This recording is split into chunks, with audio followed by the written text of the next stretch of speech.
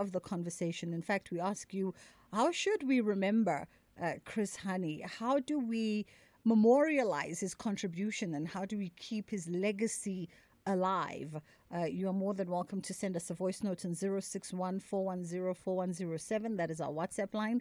And 086-000-2032 is the number that you can call us on. We're going to take a quick break, and then we come back and we get into conversation with Professor Thulasizwe Simpson. What is your money doing right now? Is it lazing around in that other account because you're not sure where to move it for premium growth? Well, let's make it work hard in a Standard Bank Money Market Select Investment Account, where we'll grow it with a nominal interest of up to 7.9% on a minimum deposit of 100,000 Rand. Plus, you get access to your funds anytime. Open yours online or on our app today. Standard Bank is an authorized FSP and registered credit provider. T's and C's apply. Last season's finalists, Basandawana, want to reach another final, but Amakosi believe their fans deserve a special ticket to the final. This is the Nedbank Cup semi-final contest. Yona! Catch Mamelodi Sundowns versus Kaizer Chiefs on Sunday, 13 April, live streaming on SABC Plus and SABC One at 5:30 p.m. Then on SABC radio stations at 6 p.m. Proudly brought to you by SABC Sport. For the love of the game. At Dubai Trade Port, we specialize in helping businesses grow through state-of-the-art manufacturing, infrastructure, logistics services, and international trade links. We're an advanced environment for doing business where most ambitious companies gather. If you're seeking progressive opportunities and looking to build mutually beneficial relationships, move to dubaiTradePort.co.za to see your business grow beyond potential. Who says talking never solves anything? SAFM, leading the conversations that move us. The Full Circle with Bridget Masinga, Monday to Friday, 1 to 3 p.m. Honoring the life and times of a beloved freedom fighter, a father as well as a husband. He was a military commander, a politician, and a revolutionary who served as the leader of the South African Communist Party and chief of staff of Umkhonto weSizwe, the armed wing of the African National Congress. And of course, a fierce opponent of the apartheid government as well, and was assassinated preceding the transition to democracy. Many say that he might have been South Africa's first democratic president, and many also contend with his legacy. And as we move in recognizing 32 years since the assassination of Chris Hani, we invite you to be a part of the conversation. And we ask you, how should we remember him? How do we memorialize his contributions and his legacy? How do we keep the legacy of a Chris Hani alive? Our WhatsApp is open on 061-410-4107 for you to share some of your sentiments and reflections, and 086-000-2032 is the number that you can call us on in studio. Professor Thulasizwe Simpson joins me now, an associate professor in the Department of Historical and Heritage Studies at the Faculty of Humanities at the University of Pretoria, and author of Umkhonto weSizwe, the ANC's Armed Struggle. Prof, good afternoon to you. Thank you for the time. Thank you very much for inviting me. It's only but a pleasure. I guess perhaps let's start by reflecting on the man, the father, and the husband before we even get into the leader that he was. Well, he was born in 1942, and he was the third child of a Transkei trader. And he received a first-class pass in senior certificate exams at Lovedale College in 1958. And then he went to Fort Hare, which was not then a full university, it was a university college. And in 1961, he got English and Latin in his degrees. He was recruited into the ANC at Lovedale, and he joined an underground cell of the South African Communist Party at Fort Hare. So in his late student years, he became involved in politics. He was articled to a Cape Town law firm in 1962, which is also the year that he joined Umkhonto weSizwe, which was then just 1 year old. And in 1963, he decides to go into exile. And it's there where he was born Martin Tembisile Hani, and he adopts the pseudonym Christopher Nkosana in 1963. and eventually the two name and the pseudonym will fuse, and he'll become known as Chris Hani. A lot of times when we think of our leaders, we think of them from the context of leadership and the contribution that they've made to the country. But very, very rarely do we reflect on them as human beings and understand perhaps what was the drive for them and the vision that they had for the country from a personal perspective. Well, like many South Africans, his experience was one of racial discrimination. So whilst he was articled to a law firm in Cape Town, he had to live in an under-resourced township. And then you see that whilst on one hand, in other respects, he would be groomed as somebody being positioned for white-collar employment with his university degree and his affiliation to the legal profession, he's also getting involved in radical politics, not just with the ANC, of course, but as I've said, the South African Communist Party as well. And he starts working his way up through the ranks, and it's a difficult journey that he takes to the ANC leadership. I mean, there's a very serious fallout that he is involved in after the Wankie campaign. I don't know whether we'll get the chance to speak about the Wankie campaign in any detail, but after that he falls out with the ANC over his criticisms of the leadership. So he certainly earns his stripes before he gets into the ANC's NEC, which is in 1974. And then all this speaks obviously to the leader that he was and the vision that he had for South Africans. Let's delve a little bit, and we'll double back to the Wankie campaign, because I think it also speaks to the sentiment and the question of what would his reflections be in 2025 South Africa. But let's understand the sacrifice that is made. And I know a lot of your work is centered around obviously bringing us to the understanding of the leader. But I'm always fascinated about the individual before the greatness of stature.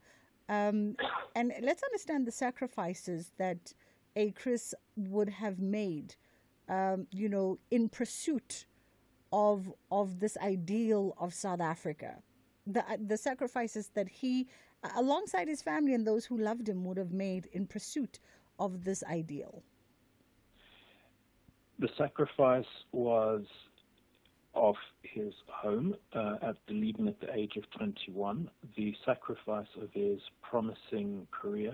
It's another sacrifice that he made when he left into exile in 1963, and also the danger also of sacrificing your life, of course, because he went into the ANC's military wing, and there would have been possibilities for him to do otherwise. With his educational background, he could have been groomed as somebody who could have taken the educational track even in exile and become part of the ANC's bureaucracy.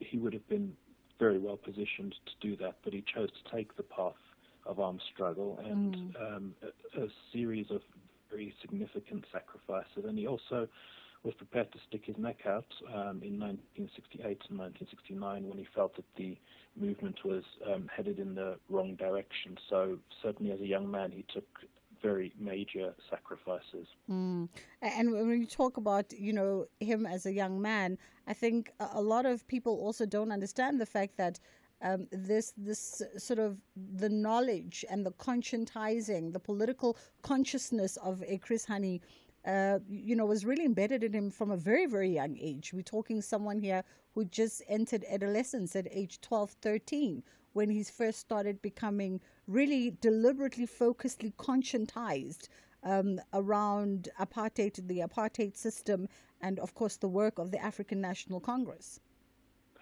That's right, yes, and that political commitment is something that stayed with him, and it lasted into his years at Lovedale and, of course, Fort Hare University College. So this is all developments which are taking place when he's extremely young. It's by the time that he gets married to Limpohani in 1973, he's already become an experienced political figure. In 1974, he's going to become part of the National Executive Committee. So he's packed in a lot as an MK member in his very young years by the time he reaches that point in the 70s.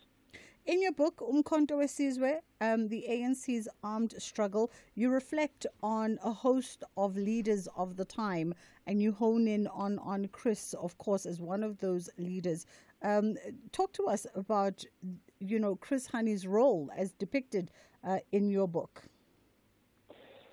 Well, let's take the journey as it follows when he goes into exile. Once he leaves the country, he heads to Zambia, where the ANC is headquartered in Lusaka. He goes and he receives training in the Soviet Union in 1964. He's back in Southern Africa in 1966, then he's involved in doing reconnaissance because MK needs to find a path back from Central Africa to South Africa. And he goes to what is then Botswana land. It's now Botswana. After independence, it became Botswana, and then he's involved in reconnaissance. He is the political commissar of what is known as the Wankie campaign, where the ANC tries, alongside the Zimbabwe African People's Union, ZAPU, to try and start a liberation war in what is then Rhodesia, but now Zimbabwe. But at the same time, for the ANC and ZAPU to create what they call a Ho Chi Minh Trail after the war in Vietnam, which will connect ANC headquarters in Central Africa with what's taking place in South Africa. He gets captured when he retreats to Botswana, and the Botswana authorities release him after 1 year. So he was involved in a series of battles as part of the Wankie campaign, for which he was the political commissar of the whole group. He's involved in battles in 22 and 23 August 1967. He retreats to Botswana. He's captured and released. After he's released, he comes back to Lusaka, and he's not impressed by what he finds in the ANC's external mission. And he starts accusing MK's commanders of having diverted their attention to mysterious business enterprises and away from the struggle. And he and 7 others are therefore expelled from the ANC on the 25th of March 1969. But their criticisms will lead to the Morogoro Conference, which is one of the 2 consultative conferences that the ANC holds in exile, where it comes together to rethink its strategic direction. So he spent a few years in the wilderness, but he's reintegrated in the early 1970s. He's involved in something called the Aventura Mission, which was an attempt to launch a naval incursion from Somalia, which was then a Soviet Socialist Republic, and try and land in the Eastern Cape. But that doesn't work. He gets married in 1973, as I've mentioned, but in 1974 he's sort of been fully rehabilitated, and that's reflected by the fact that he's elected into the National Executive Committee of the ANC, and then he heads for Lesotho, where he will be until the early 80s. I don't get too bogged down in detail, just leave the story there. But by the time of sort of leaving the story, he's now a fully fledged ANC leader. Yeah. We just in time, in the nick of time as well, we're going to go into the headline news, and then we'll come back on the other side and we'll pick it up there, because I think that speaks to the question around, stalwart liberation leaders of yesteryear and their reflections of modern day South Africa and everything that we grapple with from a leadership perspective. Our lines are open, and 061-410-4107 is our WhatsApp, and 086-000-2032 is the number that you can call us on. Thank you, Bridget. On the headlines on SAFM, I'm Wanda Lambana, and a very good day.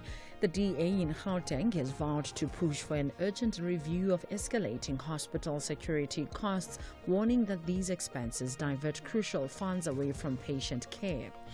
Deputy President Paul Mashatile says the opening an inquest docket into the murder of struggle icon Chris Hani will be discussed with the Justice Minister, and global financial markets have rallied in response to Donald Trump's announcement of a 90-day pause in the toughest tariffs on imports from countries other than China.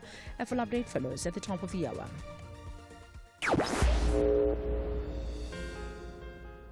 If we have rights, shouldn't we also have opinions? SAFM, leading the conversations that move us. Living your best life on The Full Circle. We are in conversation with Professor Tula Sizwe Simpson, Associate Professor in the Department of Historical and Heritage Studies at the University of Pretoria, and author of Umkhonto weSizwe, the ANC's armed struggle. Of course, today is the 32nd year anniversary of the assassination of Chris Hani, who was assassinated outside of his home on the 10th of April in 1993. And we're reflecting back on the man, the leader, the legacy. And the question to you is, how should we remember him? How do we memorialize his contributions and ensure that his legacy continues to live on? We often struggle with the questions around living legacies for our stalwarts. How do we ensure that their ideals move out of academic halls and they're not just names on bridges and buildings, on streets, but we actually continue to manifest what they had envisioned for the country. And I think, Prof, as we charted that history, which led us into understanding how he became a fully fledged member of the ANC, you speak of the Wankie campaign, where he essentially criticized some of the leadership of the organization at the time, which led to his being expelled in 1969.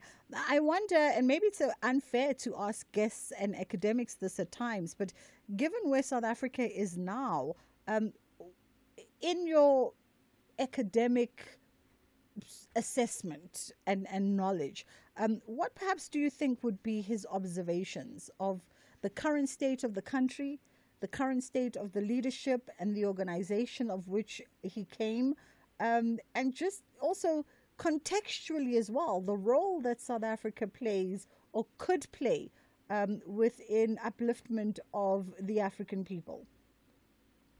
I think you would be disappointed. We know that because many people who worked with him closely, including the Communist Party, of which he was the General Secretary at the time when he was assassinated, have maintained the legacy of his ideas into the new South Africa. And the hope for economic emancipation after political liberation has, for very large proportions of the population, not been realized. So I think that he would have shared the critique which many others have made, and also of what has happened to the ANC as a party as a consequence of being close to the trappings of power and what that has done to the character of the party. I think that there was not much in the way of incentives in terms of money, certainly, to become a member of the ANC during the exile years. It was a lean, poor, but idealistic movement. And that character has obviously changed as a result of becoming the ruling party of South Africa's most developed state. And I think that he would have been one of the most interesting voices. One of the reasons why he's worth listening is that it's not obvious what he would say, because he has interesting things to say. He would have given good analysis, but within the broad framework of the disappointment that I've mentioned, he would have been one of the more interesting voices to sort of lead us intellectually through the journey that we've taken over the past 30 years. Yeah, I definitely don't want to hog all the time with you this afternoon. I do want to turn some of our conversation to our listeners. 086 000 2032 is the number you can call us on in studio. My producers are standing by and they'll call you right back. And 061 410 4107 is our WhatsApp line. Let's go to WhatsApp. The revolutionary spirit of Chris Hani. We ought to orientate South Africa's political and economic ideology to the left. We ought to be socialist. The state has to live for the people and not the other way around. The state also has to prioritize the well-being and the livelihoods of the people, as opposed to the success of big businesses like we are seeing now. Banyusi VAT, when corporate tax since 1994 has been dwindling, which is actually pro-business. This is exactly what Babhani stood against. So let us speak in Bombela, currently Emalahleni. Hello, Bridget and your guest. When you played Tandiswa's song, I was just singing while I'm driving to work, by the way, and I was just pondering that when he was killed, I was 15 years old. and we were robbed of a leader who really believed in a black child, a black person, and also liberating a black person in South Africa, and I guess, in Africa. And I still want to know, and I think as a nation, actually, how we can honor him is that truth should be told. Who was behind the murder and why he was murdered. The guy left the country, is where he is, but then we deserve to know why. Long live Tata Honey, long live. This is Tipiso. Good afternoon, Bridget, and your guest, Kingsley from Germiston. I think the fact that we still do not know who gave the order that the late Ubaba Krisani be assassinated is an indictment on the government of the day. And it's one of the many wounds that has been left open for us as a country. I also think that, the day that he was assassinated was in actual fact the day that Utatu Mandela became president of the country, because those who remember will know that the country was gripped by such shock and outrage that even the then President F.W. de Klerk was powerless to intervene. It took a whole Utatu Madiba to intervene in what would have been a catastrophic moment in our history. Good afternoon, Bridget. Listening to your discussion on Chris Hani and particularly the Wanky campaign. I have reasons to believe that Robert Mugabe made shady deals with the apartheid government as well as the British when the genocide was taking place in Zimbabwe in the 1980s, and that's the region where the Wanky campaign was, and it was well known at the time that Joshua Nkomo's ZIPRO forces were strong supporters of Mkhonto Wesizwe. So I believe that the genocide in Zimbabwe was sort of a counter-insurgency, not to protect the newly formed Zimbabwean government, but to protect the apartheid government. Thanks. Lionel Woodback. A lot of pertinent reflections there. We're going to take a quick break and then we'll come back on the other side and we'll get Prof to reflect on some of your sentiments. Whether it is a CCMA referral, problems with a mechanic, or unfair blacklisting, Clientele legal plans are affordable and you receive up to 670,000 rands worth of legal services per year. We cover civil, criminal, and labor-related matters. Our legal team will be your support 24 hours a day. SMS SAFM to 32195. That's SAFM to 32195. Clientele General is an authorized FSP and a licensed non-life insurer. T's and C's online. Standard rates apply. TS Galaxy Queens have a special game plan to display a stellar performance to collect maximum points in their own backyard. However, Royal AM want to demonstrate their royalty with a win away from home. This is the Hollywood Bet Super League. Don't miss out on TS Galaxy Queens versus Royal AM Ladies this Saturday, 12 April at 2:30 p.m. Streaming live on SABC Plus and SABC One. Proudly brought to you by SABC Sport. For the love of the game.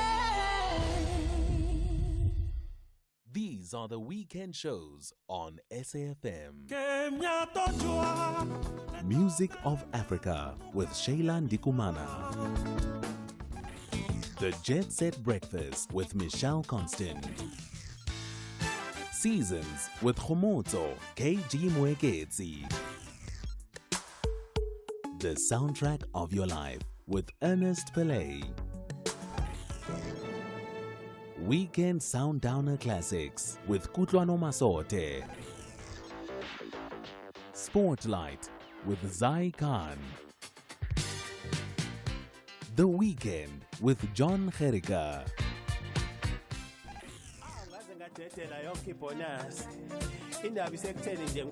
Rhythm of Africa with Shayla Ndikumana. This is SAFM. Bridget Masinga on SAFM. As we reflect on the contributions and the legacy of Chris Hani, marking the 32nd anniversary of his assassination today, our lines are open for you on 086 000 2032. And perhaps before we go back to Professor Thulasizwe Simpson, let's just touch base with Mthandazo, who's been patiently waiting by. Hello, Bridget. Can you hear me? Yes, we can. Go ahead. Yeah, my apology. I'm on the speaker. I just want to read this thing and find out whether the author of the book has put this quotation, which I have known since 2006, about Chris Hani. Allow me to quote, "Throughout my life, I've been a soldier, from a section leader, platoon commander, company commander, now the chief of staff from Mkhonto Sizwe. The spectacles that I used in my previous appointments, I did not throw them away. I sometimes take the same spectacles I use as a troop and put them on so that I can be able to see how does a subordinate at that level see things. I always recall what I dreamed about as a troop or section leader. Now that I am in this position, that is of a chief of staff from Mkhonto Sizwe, I use my powers to implement my dreams. Another secret is to speak, listen, sympathize. However, I do not compromise on discipline and routine." Chris Hani, 1984. Wonderful. Thank you, Mthandazo.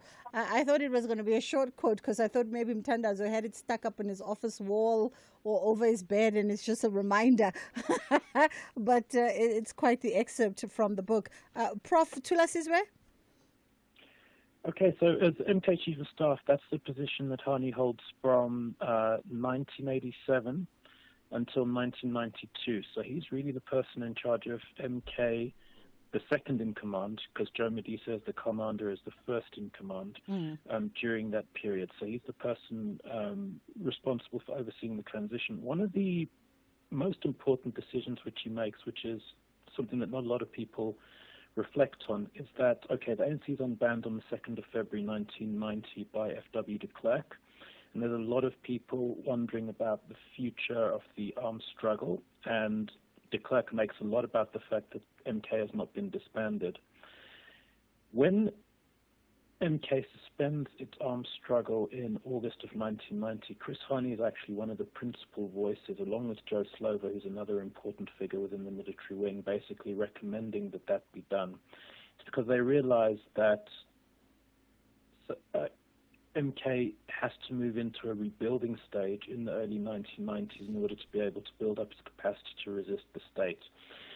What people sometimes overlook, and the point I'm making, is that they emphasize the radical Chris Hani, but then I would say that you also need to look at the pragmatic Chris Hani, somebody who is a battled, seasoned commander and who is capable of making realistic military analyses. So he's actually on the moderate faction of the ANC. You surprisingly have people who have no military experience talking about the need for war, whereas he's the one who's counseling caution. And I think that's one of the military lessons that he uses, and one of the lessons which I think would be most useful in the present day, which is his actual pragmatism, his ability to analyze the balance of forces and to make policies and recommendations accordingly. Yeah. One of the common sentiments that's coming through from WhatsApp is the need to get answers. Kingsley said it's an indictment on the government of the day, the fact that there are no answers as to who gave the order. Tsepiso echoed a similar sentiment as well, and 9 out of 10 of our voice notes are highlighting that not only are we robbed of a great leader who believed in a black child, but we also have no answers as a nation as to who gave the order. Well, Yanis Balus, who is the assassin, and I believe he's the assassin, I don't think there's any question about that. He's had interviews since then where he basically said, no, it was no wider conspiracy. It was the decision which we took because we tried to embroil South Africa in civil war. I think, I don't know, stone me if I'm wrong, but I think that it's a bit like Lee Harvey Oswald, where the magnitude of the assassination leads people to want to feel that there has to be something more than this unimpressive individual deciding to act and throw the country into turmoil. The scale of the deed needs to be realigned to its consequences. Perhaps there's something there. But Walish has had a very long period of imprisonment where he would have had the opportunity to change his story in order to get better terms and implicate other people. But he's been very consistent that it was just us, and I'm afraid that might ultimately, in the final analysis, be the truth, that it was a pair of very unimpressive extreme right-wingers who tried to take South Africa's history into their own hands and change its trajectory. They committed a dastardly deed. You want to have something more impressive than what the evidence suggests was the case. Mm.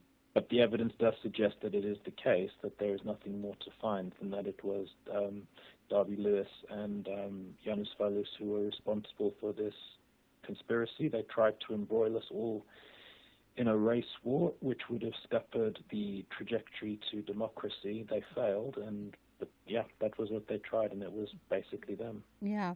Musa, you've been patiently on the line there. How are you? I'm fine, thank you, Bridget. How are you? I'm great. Go ahead. Thank you very much, Bridget, for taking my call, and thank you to the Prof. I've just got a quick question. It's good that we are having this kind of discussion because it's very informative. I just want to know, and this is not a name and shame opportunity for the ANC, but it's also just to learn and to understand that, the ANC has been a target of financial pressure from oppositions, and people do get lured into this situation. I just want to know if the Prof would know from the top of his head that the ANC leaders that expelled Chris Hani, are they still currently in government? Did they form part of the transition of government? And whether if he's comfortable to name those leaders. Thank you, Musa. Interesting observation and follow-up points. Prof? No. I mean, look, if it's 1969 and you're a leader, you're in your 40s at best by then. And no, these are people born in the 1920s. People like Duma Nokwe, they're unfortunately long since deceased. They're gone. Yeah.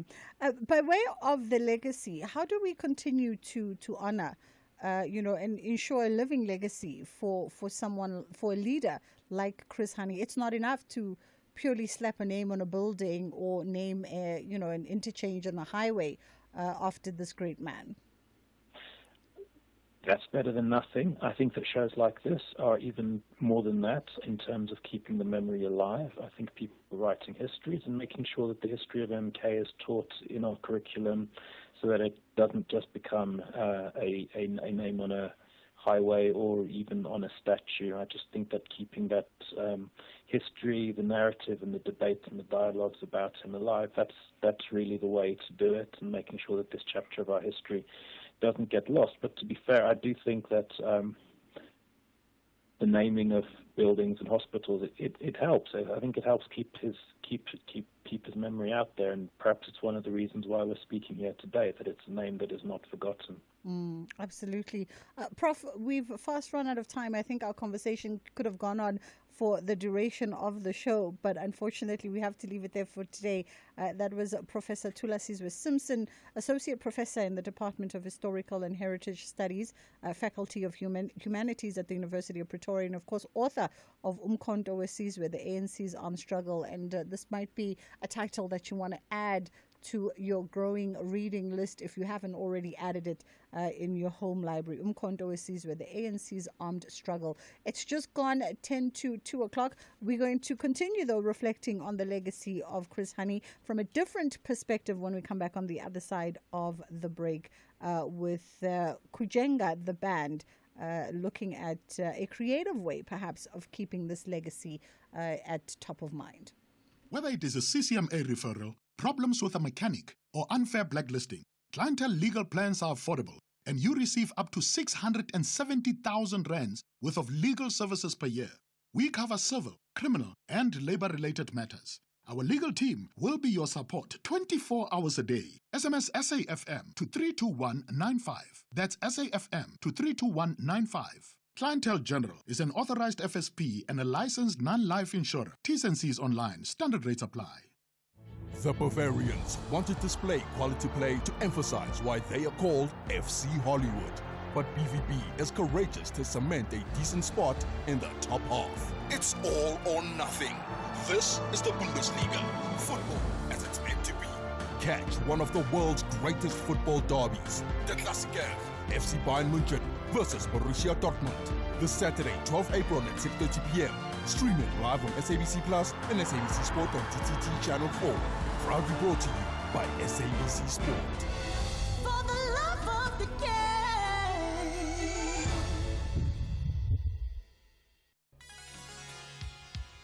Hi, I'm Khomotso KG Mweketi, and I believe in music's ability to connect, to heal, to remind, and to bring joy. And each week on my Saturday and Sunday show Seasons right here on SAFM, I endeavor to do just that. So join the movement of Seasons every Saturday and Sunday, 10 a.m. to 1 p.m. It's addictive. You might invite a friend. Seasons, only on SAFM 104 to 107 nationwide with me, KG Mweketi. Because where words fail, music speaks. Arts, culture, and robust conversations with Bridget Masinga.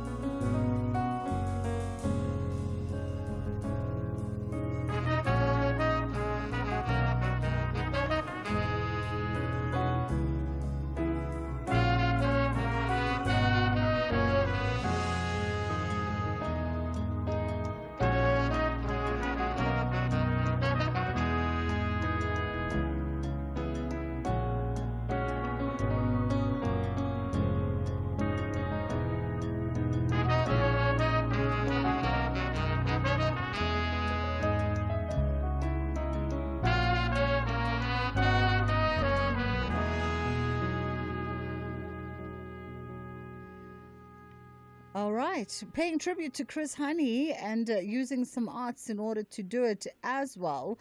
Of course, one can always read a book or go to a theater production to get some inspiration on the life and times. But one can also just sit back in the comfort of your home and listen to some reflective music that speaks of the journey of great leaders like Chris Honey. Hymn for Honey by the band Kujenga is the song that you've just heard a snippet of, and we're joined by brothers Owe to Ndandwe, who is the lead vocalist of Kujenga, and of course Bonga Musula, artist, researcher, and educator, also on trumpet with Kujenga, the band.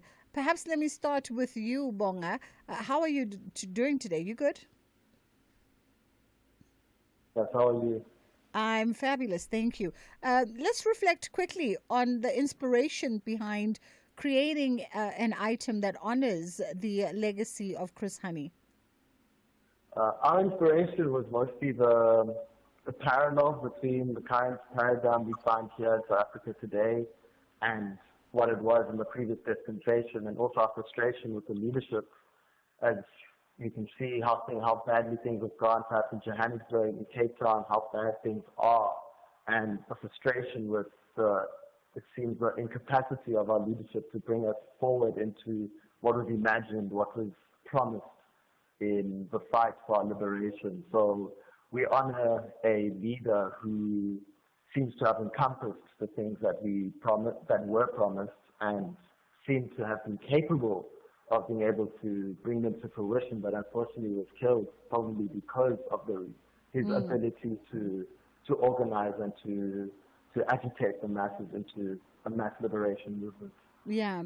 Speaking of that agitation, Owetu, let's talk about you know the importance of living these legacies in an artistic way and making sure that these ideologies continue through various art forms, music, in your case, to agitate the next generation, to conscientize the next generation. Yes, it's firmly who we are as people before we are as a band, and I think the fortunate thing is that in our place of South African jazz music has always had a strong rooting in culture and identity, and that always goes hand in hand with politics, especially in the country. And so we just kind of continue that role, the mantle of so many of our elders and our fathers who did the music before us. But yeah, especially with people, figures who aren't really put in curriculums and taught in public platforms as much as other leaders, and especially with Chris Hani, it was just a no-brainer for us to honor somebody like him in the way that Bonga mentioned. And right, it is to conscientize the people who maybe do not know or who understand and who I guess need to hear more, and just our artist way of interpreting. It's like a hand in hand. We inspire the revolutionaries, and revolutionaries inspire us as artists. Absolutely. Bonga, let's quickly also just, there's this interesting curiosity that art does. It manages to open a door to deeper thinking and deeper investigation. And I would presume that also becomes part of the driving force with an ensemble like Kujenga. Yes, of course. We spend a lot of time talking, aside from just playing music, talking about things. Of course, we, like everyone else in the country, we live in the country and experience the country, and we simply have that conversation in an artistic way, in an abstract way. But I think in a strange way, that abstract and artistic way has this way of actually facilitating that dialogue in maybe a more direct way, maybe a more visceral way, for people to feel what the message is, as opposed to just communicating it through words. Absolutely. Gents, as we wrap up, to just give us those details. I know you're performing at the Cape Town International Festival come the end of the month. That's correct. We're performing with our big brother Benjamin Jepter for his 10-year anniversary of his first album, Homecoming. We're very excited. We've worked on it together, and bringing a fresh reimagination of the song. That is on the weekend. We're playing on the 27th of April. The tickets are everywhere. You'll search it. Yeah. You know where to find us. Awesome stuff. Guys, thank you for contributing to the living legacy of Chris Hani and that song, Hymn for Hani. You can obviously go and buy the full-length jazz number wherever you go and get your music. That was the members of Kujenga, Owetu Ndwandwe, and of course Bonga Musula joining us in short but sweet conversation, bringing us to exactly 2 o'clock. Ondelambana is standing by with your top of the hour news.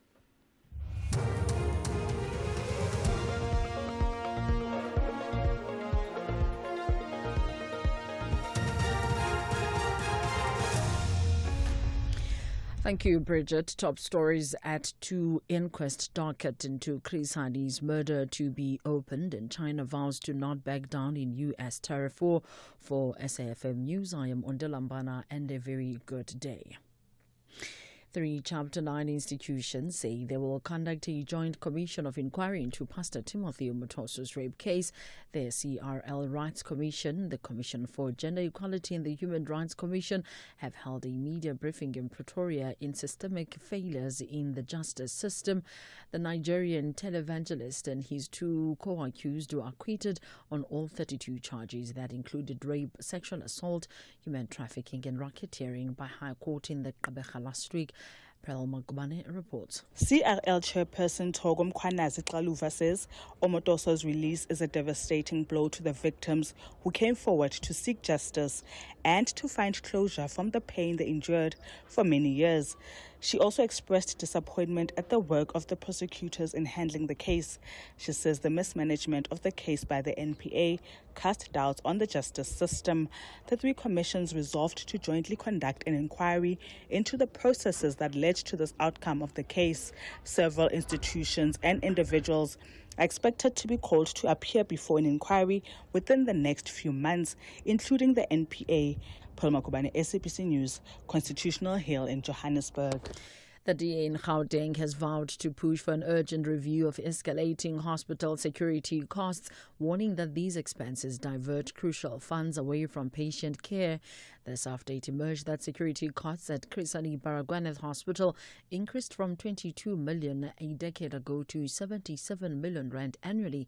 This came out in a response by Health MEC Nomandungo Moramlihoko to questions from the DA's Jack Bloom in the Gauteng legislature. The MEC says a private security company, Kelvin and Family Security Services, has been awarded a 3-year contract worth 232 million rand.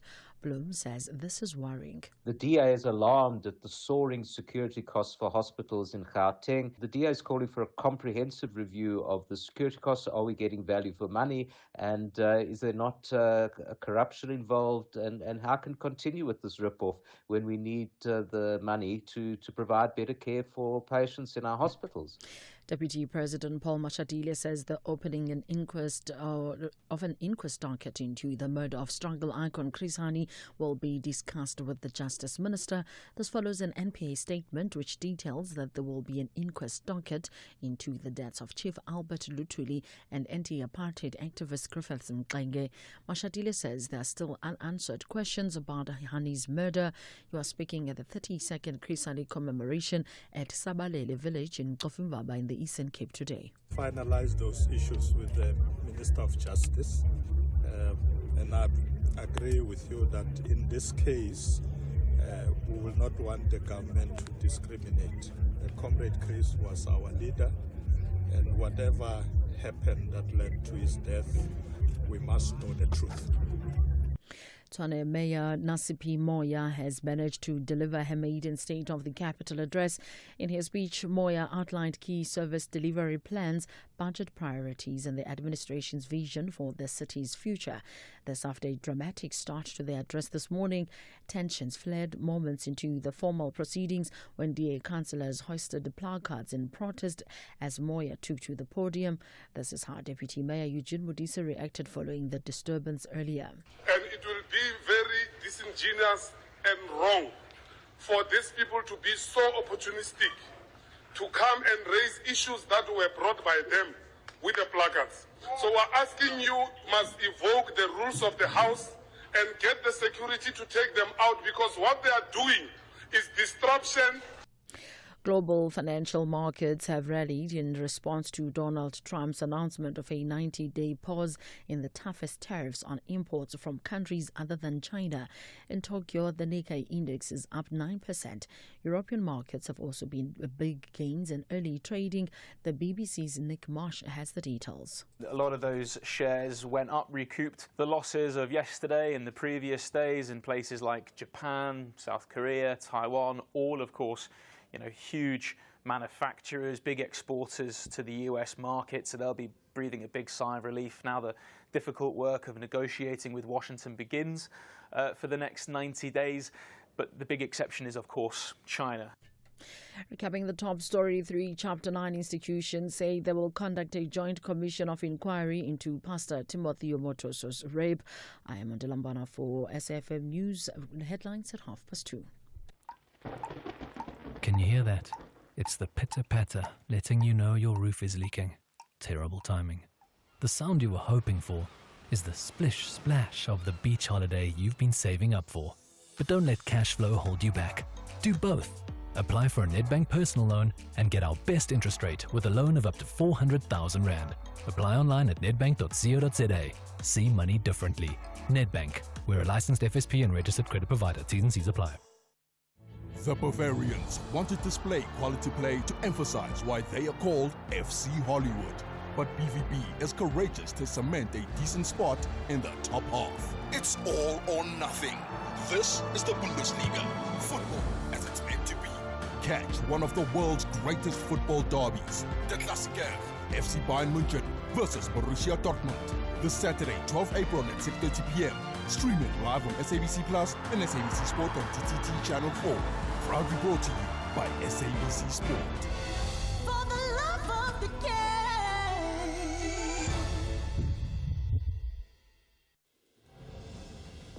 SAFM supports a litter-free South Africa. Play your part in keeping our surroundings and environment clean. SAFM, leading the conversation.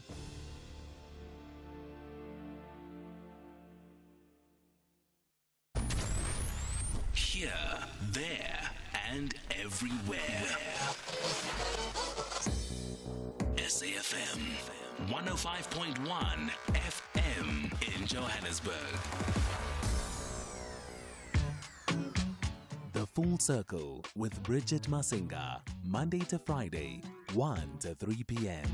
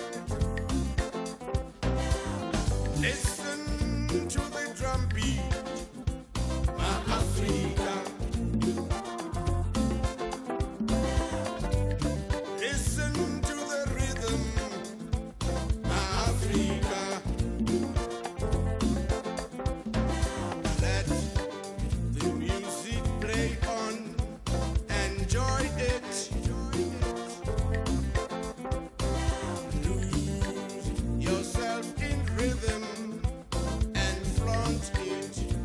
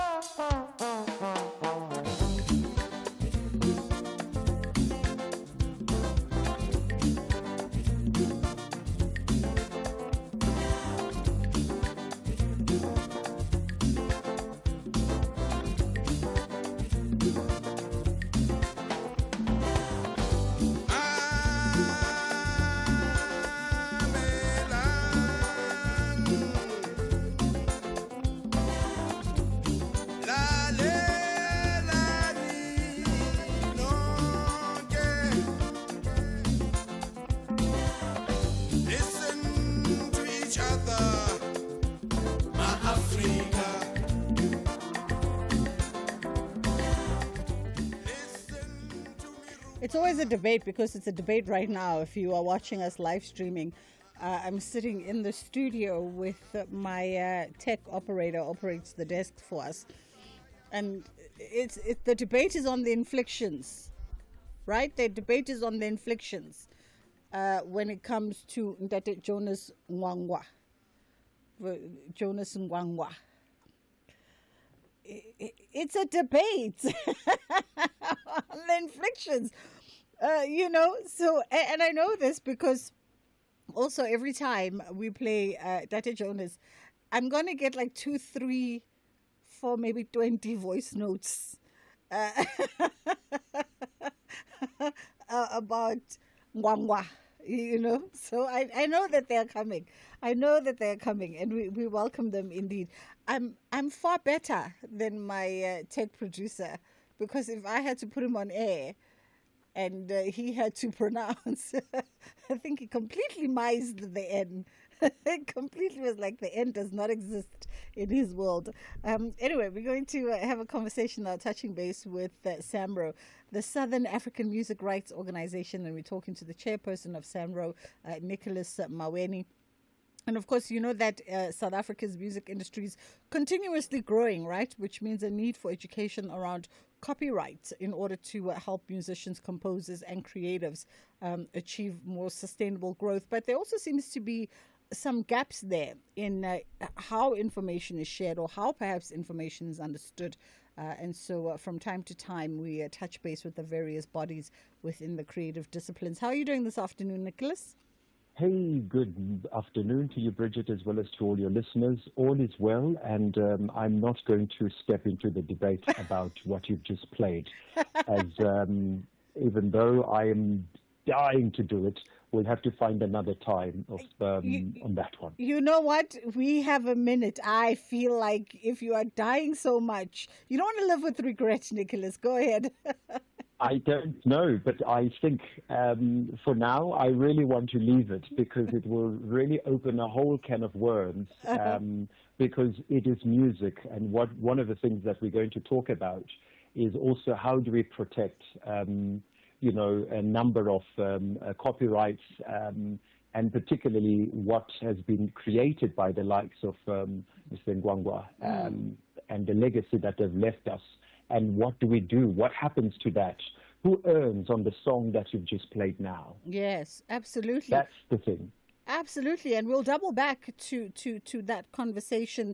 And maybe let's start with the basics of, copyright and how copyright is protected in South Africa, and the importance as well for musicians and those who work within the space, composers, creatives, to actually understand copyright law in South Africa. Yeah, Bridget, a very interesting thing is that in South Africa, copyright protection, particularly for musical and creative works, is automatic. So I know many people always feel as if, does that mean I don't need to go and register? There's no department that is under government where I must go and register. There's none of that. There's nothing like that. It is automatic, and it's governed by the Copyright Act, which of 1978. Of course, that act is currently going through some changes. So you don't really need to go out and register, at all. That's an important thing. But other intellectual property, such as patent, trademarks, those you need to register. But, copyright is automatic. Yeah. So that's an important thing for many people to certainly to understand. And then what we do then at SAMRO, we then help people will then obviously assign some of their rights to us because they're looking for a service, and we'll take on that and help them so that they could collect money. But yeah, let me leave it up to you. But that's such an important thing. So given what you've just said, Nicholas, around that, you don't necessarily have to go through the cumbersome processes of registering or going through some kind of administrative process in order for your copyright to be specific to musicians to be, recognized in the country. Why is it still so that so many artists still struggle to protect their intellectual property? Or are they struggling from a different element and not particularly from a copywriting earning potential angle? So there's a couple of things. One is they struggle because they think. I think because we South Africans always know that, oh, if I need something, I must go to a department. So people think that I need to go to a particular place to go and register. As I've said, you really don't have to. Now, by virtue of that, it leaves a whole lot of things opening for exploitation, and that's the challenge. So because you don't need to register it somewhere, and now somebody else could actually take on this music or what you've created and use it without getting permission from you. That's the first biggest challenge that one needs to look at. And I mean, we always talk about the sampling of music, which I always say to people, if you must get permission. If you're going to sample anybody's music, get permission, because if you're not getting any permission, you are now infringing, and then you're going to go to jail if that person decides to pursue either civil case and a criminal case. And that's the something that one needs to consider on that one. Those who come to us, then, Bridget, they will then come to organizations such as SAMRO, and there's many other organizations, sister organization up there. What is the role that we provide to them? You'll come to SAMRO because we provide where we get to make sure that we license the music that you, as a musician or as a creative person, would have assigned to us. We'll license that music to people like yourselves, which is a broadcaster, live music venues, retailers. When you're sitting in the restaurants listening to music, that music is hopefully licensed, shopping centers, and do I dare say, even the taxis are meant to have that register. And then that's what happens. And then we will then collect the license fees from the users. We then take the license fees and we will distribute to the member. And of course, I need to emphasize, when we distribute based on the usage of their musical works. This is now to the member. So often you'll find somebody says, I just heard my song now being played on the radio. And then they'll rush to SAMRO, say, SAMRO, where's my check of 2,000 Rand? It doesn't work like that. So there's a whole lot of things that one needs to consider. So just to share some of that. Let's take a quick pause here, Nicholas, and then we'll come back on the other side and continue our conversation with Nicholas, chairperson of SAMRO. It's just gone 20 past 2 o'clock. They say fortune can change lives, but does it change who you are? From Engoto to a Durban, twins born into struggle, now with millions in their hands, but with wealth comes division. One twin raised with responsibility, the other treated like royalty. Two paths, one dream, Maskandi greatness. Brand new telenovela, Amalanga Wafani, where money, family and betrayal collide. Starts April 2025, weekdays at 6:30, only on SABC 1, Mzansi for sure. EFC is live this Thursday. From the wilds of Reunion Island and the ancient lands of Zimbabwe, two raging bulls meet for a heavyweight title clash as Elvis Moyo takes on Anthony Morrell. Plus, Fahiz Jacobs and Sibusiso Sovendile fight for bantamweight gold. EFC 122, live from the World Sports Betting Arena. Watch it on SABC Sport Channel on DTT Channel 4 from 7 p.m. Brought to you by SABC Sport. Whether it is a CCMA referral, problems with a mechanic, or unfair blacklisting, Clientele legal plans are affordable, and you receive up to 670,000 rands worth of legal services per year. We cover civil, criminal, and labor-related matters. Our legal team will be your support 24 hours a day. SMS SAFM to 32195. That's SAFM to 32195. Clientele General is an authorized FSP and a licensed non-life insurer. T's and C's online. Standard rates apply. Is there ever a bad time for a good conversation? SAFM, leading the conversations that move us. You're listening to Bridget Masinga on SAFM. As we continue to be in conversation with Nicholas Maweni, chairperson of SAMRO, the South African Music Rights Organization, just once again reinforcing this conversation around copyright and perhaps looking at some of the challenges that artists face here. let's talk about that, Nicholas. You know, the challenges that artists face in enforcing their copyright, and perhaps how do they then go about better protecting their work? Well, let's first deal with some of these many challenges that they have. And the biggest one, I mean, I'm sure some of them, but in no particular order, but one biggest one for me is the lack of awareness about these issues. Many artists, you know, may not be fully aware of the copyrights or rights and mechanism for enforcing that. And the other one is that when they do want to pursue something like that, it is extremely expensive. To litigate when you've discovered someone has sampled your song and without permission and you want to pursue them. That's expensive. The other challenge is the digital age. I mean, it used to be quite easier in the days where somebody had a CD and you knew how much money you were going to make, et cetera, Now it's quite difficult with the streaming for many that have not caught up into this. And the other one, Bridget, is the AI and copyright. I mean, it's the rise of AI really poses many challenges, particularly in terms of exploiting. What could come out is something completely different, but what would have influenced that machine learning would have actually been somebody's composition, and that's the challenge. So question is, what can we do?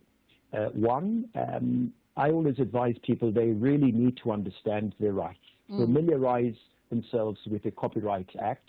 And then also when you are composing or written something, make sure that you document it, particularly the date.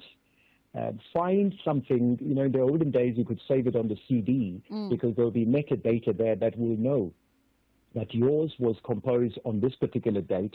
So if someone comes up with another one, you'll then be able to prove that. Like, look at mine. So that's important in terms of documenting your work with the dates and all the relevant notes that you need to have. I mean, I always go as far, you know, remember the olden logo, the copyright logo, just put it on, you know, with your name, the year and your name. That will also help. And of course, I dare say, seek legal advice.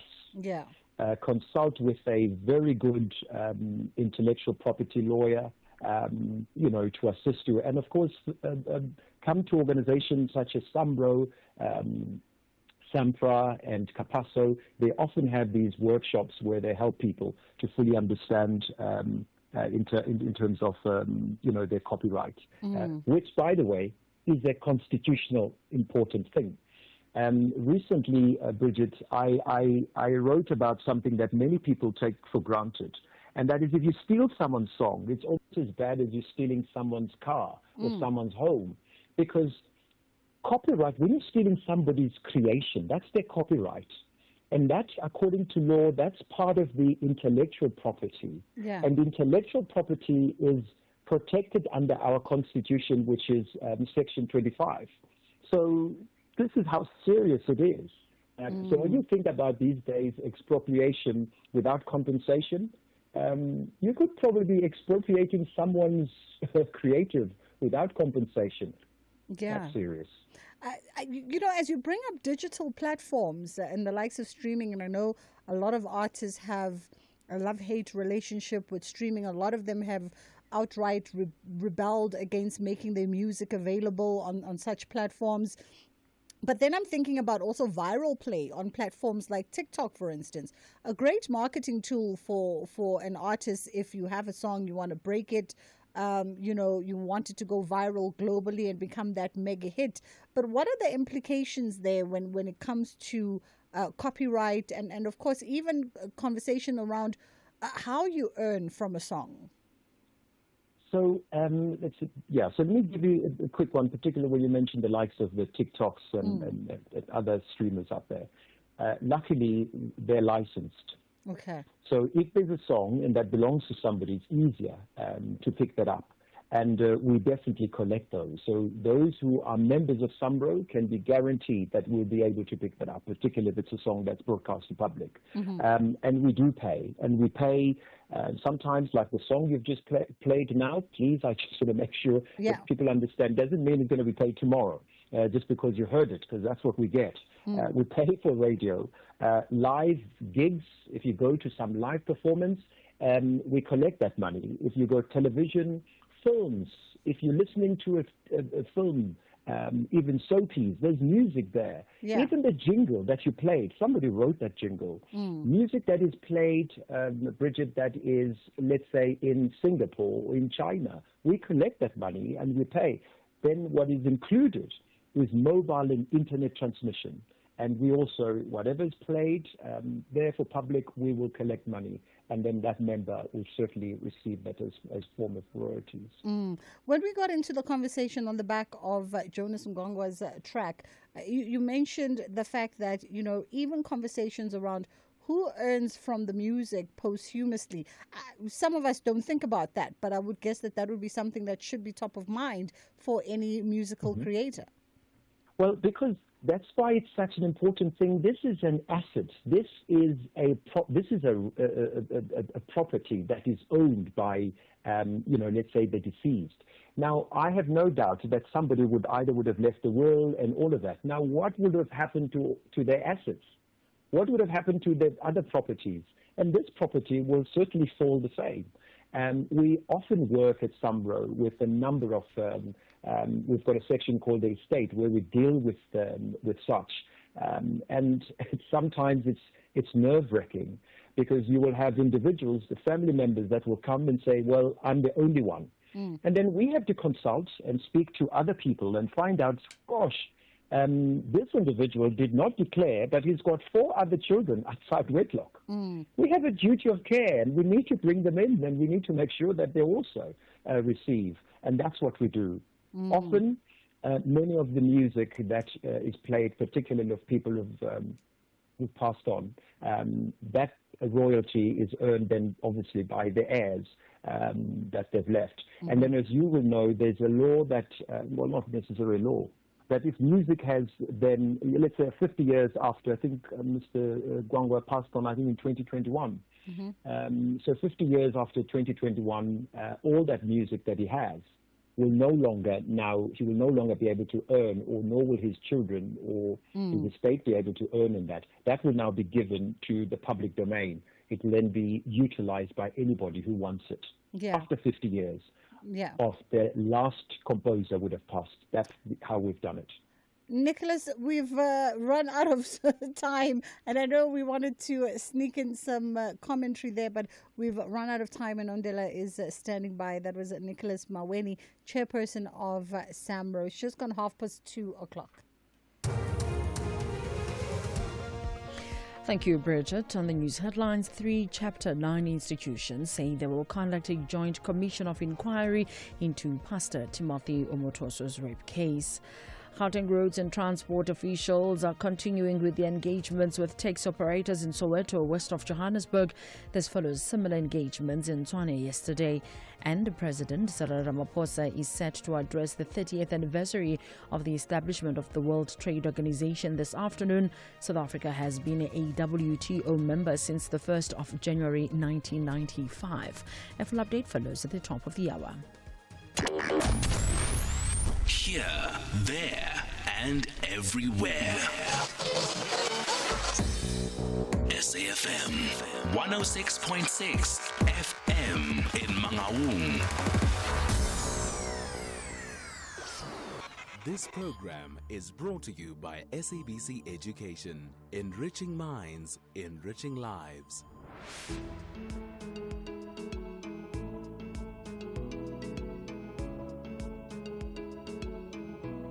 Side by side. Good afternoon and welcome to Side by Side. It's great to have you with us. Parenting comes with its challenges, but you don't have to face them alone. We're here to walk this journey side by side with expert advice, helpful information, and the support you need to raise happy and healthy children. Brought to you by the National Department of Health, Ilifa la Bantwana, and the SABC Education. Today we're talking about the basics of child development. Yesterday on our drama episode, Joyce and Babalwa shared some key insights into the essential building blocks of a child's growth, from physical and emotional milestones to learning and social skills. To take this conversation further, we're joined by Ms. Wanzi Zulu, an occupational therapist in pediatrics. Ms. Zulu, thank you so much for joining us today. As a parent, it's natural to wonder if your little one is growing and learning the way they should. But how can you tell if they are on track with their development? Hi, thank you for having me today. Child development can be tracked through developmental milestones. These are markers for when children are able to perform specific skills or show certain behaviors. This is usually done within a certain time frame. Most milestones will build upon one another, meaning that one will lay the foundation for the next. And there are different milestones for each developmental domain or area, which includes physical, social, and emotional, cognitive, language, and moral and spiritual development. Parents and caregivers can use these milestones to understand what their child should be doing and learning around each age. We often hear about developmental milestones, but do all children reach them at the same time, or is there some flexibility? There is some flexibility. All children are different, and the age block defined for specific developmental milestones is just an average. And some people may reach their milestones later than others. Some may reach one milestone quickly but take a lot longer to develop in another area. It's not always the case that something is wrong if a child can't do what's expected of their age group, but if you notice your child is taking long with a certain milestone, you can speak to a healthcare worker at your local clinic, and they'll help you to be able to assess the situation and advise what you should do going forward. Now, if a parent starts feeling like their child is taking a little longer than expected to reach certain milestones, when should they start to be concerned? Because you spoke about how they should actually go see a healthcare worker at their local clinic. You should track your child's development from birth so that you understand how they are developing. If your child seems far behind other children of the same age, they may need special help. This is when you can chat to the healthcare workers at the clinic and let them know your concern. There may be a developmental delay causing this, and it will need to be addressed as soon as possible. Some basic milestones can be tracked using your child's Road to Health booklet, which has some of the milestones for ages 14 weeks till 6 years. And we need to remember that although development usually follows a similar progression, children are all different and can develop at different rates and in different ways. It's most important to track whether your child is developing continuously and making progress in all the different areas. We also hear the term developmental delay quite a bit. What exactly does that mean in simple terms? This is the medical term used for when a child does not reach their developmental milestones within the time frame that's considered to be normal. Children can have developmental delays in more than one of the areas that I mentioned before. Those were gross and fine motor skills, such as jumping and stacking blocks, communication and language skills, both receptive, understanding the language, and expressive, relating to speaking, self-help skills like toileting and dressing, and social skills, making eye contact and playing with others. And what are some of the reasons a child might experience a developmental delay? Developmental delays can be a result of medical causes like complications from premature birth or genetic conditions such as Down syndrome. They can also be caused by serious illness or accidents. Delays around speech and language may be the result of hearing impairments or problems with the child's larynx, throat, or nasal or oral cavity. Delays could also be a result of problems with the central nervous system. But more often than not, no specific medical cause can be found as an explanation for developmental delays in children.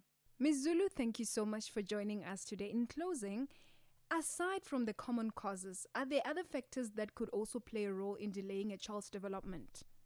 Yes, especially things that occur during pregnancy. These can affect a baby's development before and after birth. For example, if a mother drinks alcohol during her pregnancy, it can cause issues with her child's development. And if she has a serious drinking problem, it can result in her child being born with fetal alcohol syndrome. This condition can cause damage to a baby's developing brain and nervous system. This is a major problem in our country, and it's important for pregnant women to avoid drinking alcohol or any other drugs during their pregnancy, which will harm both their own and their unborn baby's health. Thank you for this opportunity. It's always important for us to educate ourselves on how children are growing and how best we can support them to see them reach their full potential. And thank you for listening to Side by Side, the show that supports you to give your child the best possible start in life. Brought to you by the National Department of Health, Ilifa la Bantwana, and the SABC Education. Join the conversation with other caregivers on our Facebook page at Side by Side SA and look out for more great content. Join us again same time next week when we'll be talking about developmental milestones.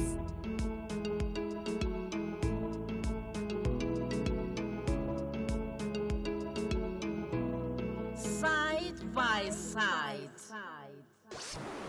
This program was brought to you by SABC Education. Enriching minds, enriching lives.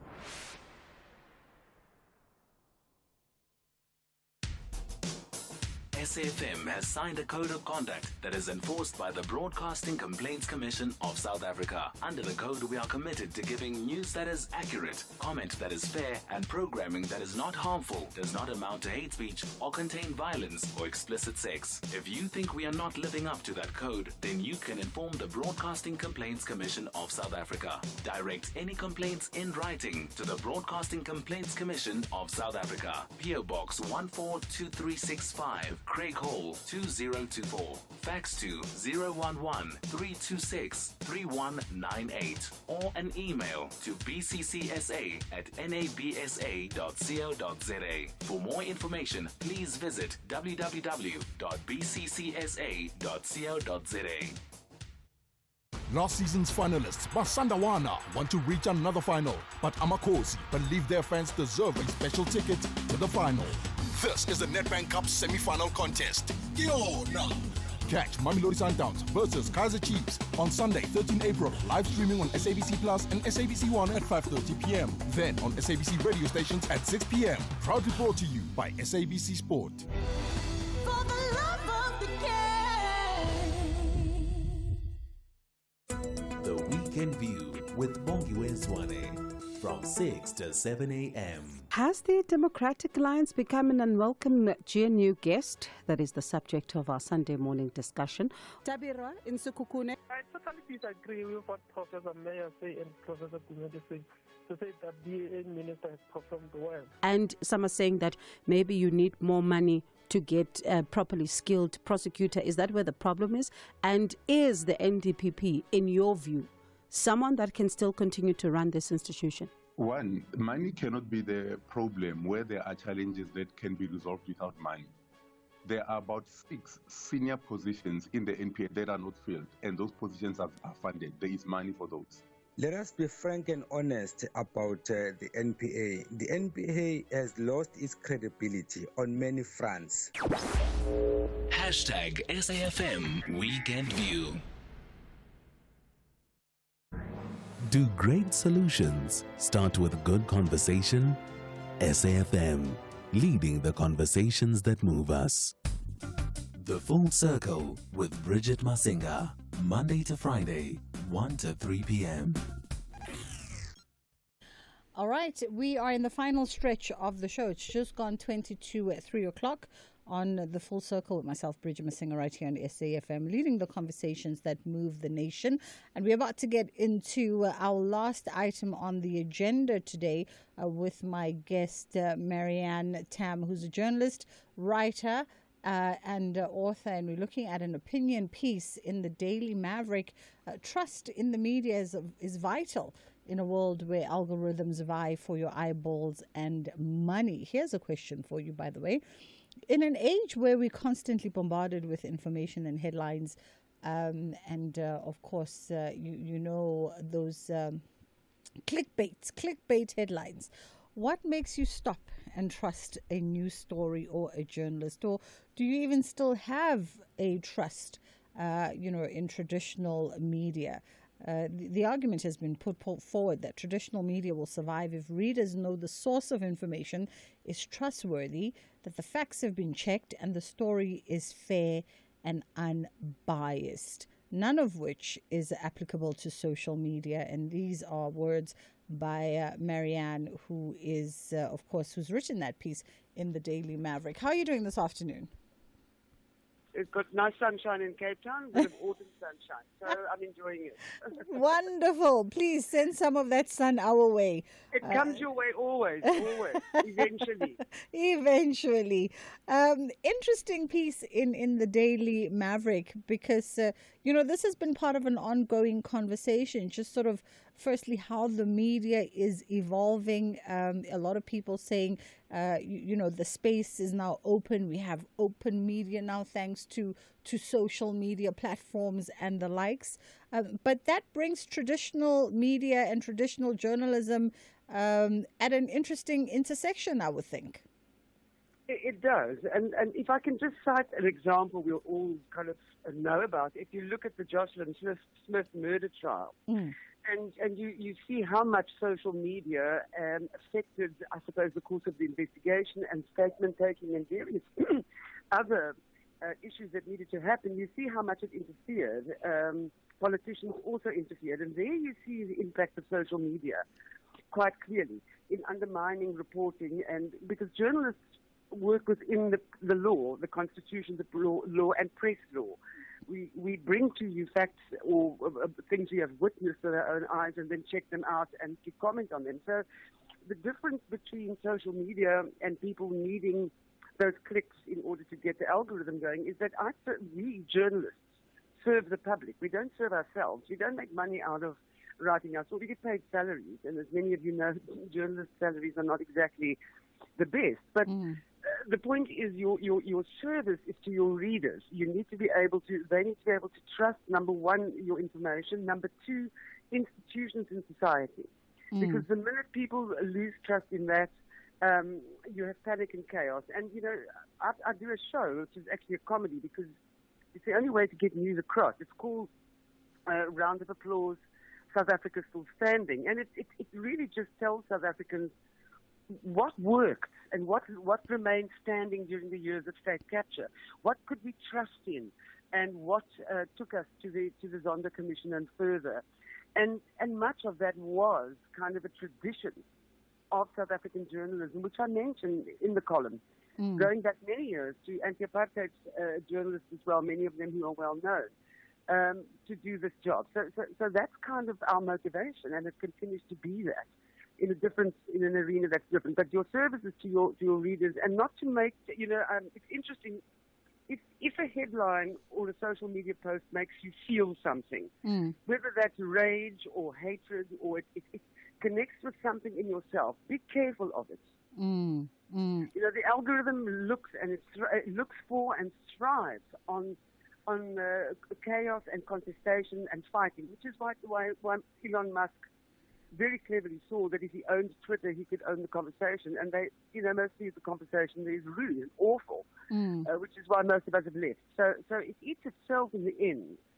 But what it does is it robs South Africans of the rich tapestry of stories that are coming from the society that actually show that institutions do work. There's this constant criticism of the NPA and others, and yes, indeed, they worth criticizing, but also a lot of good things are happening. So I suppose my duty as a journalist is to try and give as full a picture to my readers and kind of restoring them a confidence in the country, in the leaders, and where they deserve criticism, give it. Yeah. But not use the platform for my own wounds or political ideologies or whatever. So the Daily Maverick, carries a range of voices and views, which is good to be exposed to. You need to know what other people think, even if you don't agree with them, so that you can plan forward. And what social media does is just have people shout at each other. There's no point in trying to engage. So I think people hate that temperature. It makes them anxious. It makes them, not know what decisions to make. And we as the media who work within the Constitution, you can take me to court. I will be accountable. You take it to the press ombudsman. Yeah. So there's an accountability for what I do, whereas on social media there isn't. Mm. Although in South Africa now we see individuals are suing people on social media for publishing. Because, you see, social media claims it's not a publishing platform. So laws don't apply to it. But several people have used, as you know, I think quite a few celebrities Mm. who sued someone who said something on Twitter or what X. I call it, I pronounce it the Xhosa way. So I hope that sort of gives you a sense of what I was trying to say. Absolutely. And then let me also piggyback on some things that you've just highlighted. When we look at interrogate mainstream media, traditional media in a sense, a lot of the chatter, right, on these social media platforms, which are open for engagement, a lot of the chatter becomes around questioning, or the question becoming, is mainstream media also falling into the trap of clickbait journalism? Where because it plays in the space of social media, it also is trying to vie for the same eyeballs and the same attention. And sometimes you'll find people really coming into contention with certain publications to say, we're trying to get Marian back. But just to whilst we get her back, the lines are open as well for you to be a part of this conversation. You can call us on 086 000 2032 and 061 410 4107 is our WhatsApp line. In an age where we're constantly bombarded with headlines, and information and clickbaits, what makes you stop and actually trust that the story is balanced and true? What makes you stop and trust the journalist? It's becoming an interesting landscape, I think, where traditional media is vying for your attention alongside, of course, social media platforms that are essentially doing the same. And the two have to speak to each other. We've got Marianne back. Sorry about that, Marianne. I was just saying that, part of just picking up on one or two things that you said, right, is that we've reached that point where mainstream media has a presence on social media. And they themselves are contending for the same eyeballs and the same attention, right, as they move and play in more digital platforms. And a lot of the times you'll find that the chatter on platforms like X is the questioning of what would be traditional mainstream media titles that are present in digital platforms, social media platforms, where people go, wait, but are you falling into clickbait journalism now? Because how you've chosen to position the narrative of your headline in order to grab my attention, the image you've used versus the content that of the article are completely different things, misleading to some degree even. And there's some titles who continuously get into trouble for this. How are we navigating that space? Well, I think you're right. You can't go into a sort of gunfight with a tissue. So I think some of the more established newspapers, remember Daily Maverick is a new online publication. Everybody thinks we're established media, but we're not. We're, I'm a Mungani, only 15 years old. But yes, many of the kind of more what would be the word be, traditional newspapers or publications have left X. Precisely for that reason, and gone to other platforms like Blue Sky and others, where people are keen to engage and not just insult. Because what happens on Twitter, of course, is the more you insult, the more it goes, and everybody gets sucked into it. And next thing you know, we're writing stories about Twitter itself and not the issue.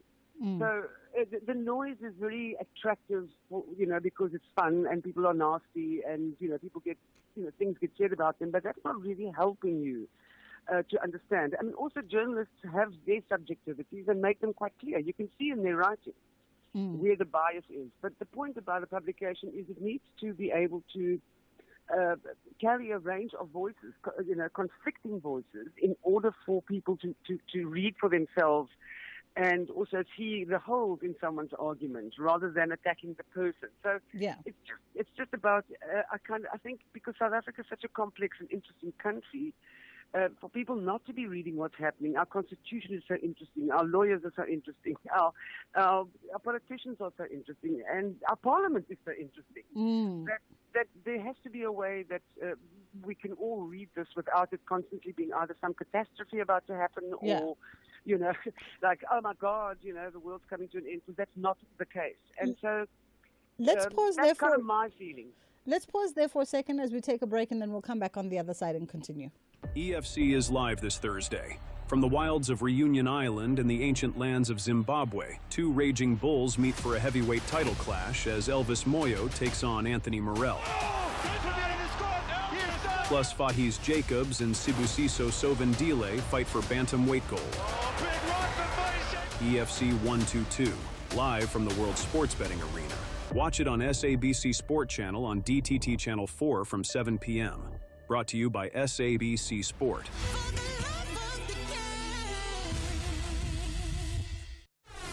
SAFM music, crafted to make you feel real good.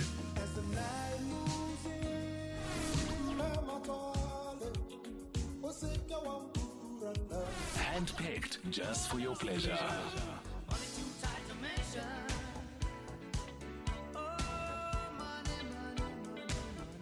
Classics sounding so good, only on SAFM. Are we ready for a real conversation? SAFM, leading the conversations that move us. Living your best life on the Full Circle. As always, our lines are open at any point in time during the course of the show, by the way. Our WhatsApp line is 061-410-4107. And, of course, our in-studio call line is 086-000-2032. Michael, how are you doing? I'm good, Bridget. Yes. You know, traditional media, right? I think what has happened now is that social media has taken the monopoly out of their hands. Because your traditional media is where everyone needs to get their information. But now you can get information anywhere. So I think it's important for a person to do their own critical thinking about what they are hearing and then apply their mind to it. Because we can't rely on traditional media either, because we all remember very well how they told us that Saddam had weapons of mass destruction. Yeah. And it was not true. So we can't rely on them, and many, many other examples. So it's up to an individual to really, really, really do critical analysis of what they are hearing, I think. Absolutely. Thank you, Michael. Thank you for that observation. You can weigh in on this conversation. Our lines are open for you, or you can send us a voice note. Because I think part of this conversation, Marianne, is always around, as much as the media industry is, and the media's voice is evolving and responding to the time, to Michael's point is that there are also some gaps and some blind spots that even mainstream media is falling victim to. Hence, even me bringing up that, the constant criticism when people say, but your clickbait presence, and I could name a few titles that are on social media, but I'm just not going to. This post is just for clickbaiting. It has the narrative that you've positioned has nothing to do with the article in its essence when I go to the actual article. And we've got to take that criticism and see how do we fix those blind areas, but still contending in a space that's continuously evolving, and a space where, as Michael says, where access to information is readily available now for folks in real time for them to disseminate. Well, I think Michael makes a very good point about the weapons of mass destruction and American media in particular. American media has its own legacies and issues to deal with in the United States. In South Africa, it's different. I mean, all I need to do is give you objective facts that life epidemic, how many people, over 100 died, some of them with plastic bags in their stomachs. Now, that's a fact. It happens. The Gupta leaks actually, in a sense, have provided evidence of what journalists were writing about. So I think there will be journalists always embedded somewhere who will be the mouthpieces of the government or the lies. But the journalists that I've worked with over the years and the ones I name in my column are people who actually care about where they live and care about the greater good. And so ideologically, one is welcome to have debates in South Africa about it. But, for me, the issue is not to mislead people, as the American media did with weapons of mass destruction and distraction. And we look at the media now and what has happened in the United States, and basically a man who owned a media platform bought a president. Mm-hmm. That's how dangerous it can be. And I suppose critical thinking is something we should teach our younger readers, because of course they're going to become our younger writers and our younger newspaper consumers. And if they can just look at the history, because we always base social media is fine. We can still use it. It's still a wonderful platform, technology. But it is abused, and we can see that, and there's proof of it and evidence. So the point for me is read widely, but read those publications that have a commitment to telling the truth and that you can trust. And as I said in my story, the whistleblowers who give us information trust us, and we trust the institutions that we work with. So it's important just for society's stability. Yeah. Absolutely. I think this is definitely one of those ongoing conversations. But just looking at the time, we have to leave it there for this afternoon. We thank you for taking the afternoon to be with us. Hopefully, you'll go out there on the promenade and enjoy some of that sunshine that's still left in the mother city. That was Marianne Tame, who's a journalist, writer, as well as an author. And that piece is in the Daily Maverick, looking at trust in the media being vital in a world where algorithms vie for your eyeballs and money. It's just a minute short of us wrapping up the show, so I'm sure somebody wanted to correct me about Jonas in our debate around Jonas Ngwangwa debate here between myself and my tech producer. If you're watching on our live stream, you can see us both sort of chuckling. Let's go to WhatsApp. Bridget, what a beautiful song and a beautiful artist you have. I think the reason why you're having the debate, I know why.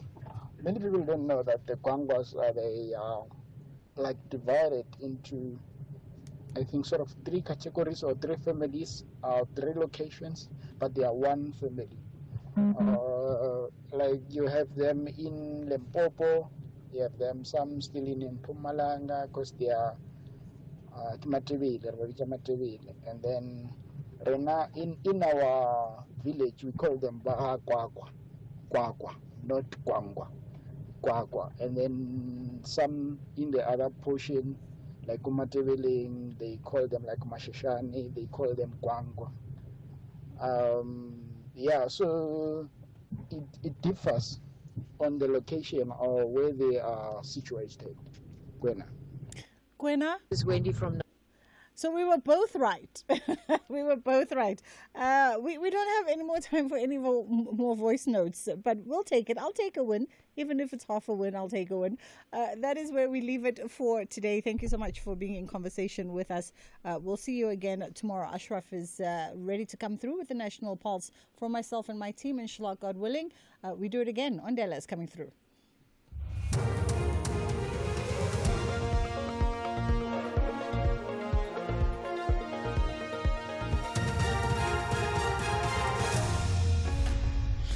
Thank you, Bridget. Top stories at 3. Defense Committee reacts to budget cuts on SANDF and a joint commissioner of inquiry to be conducted into Umatosa's case. For SAFM News, I am Ondela and a very good afternoon.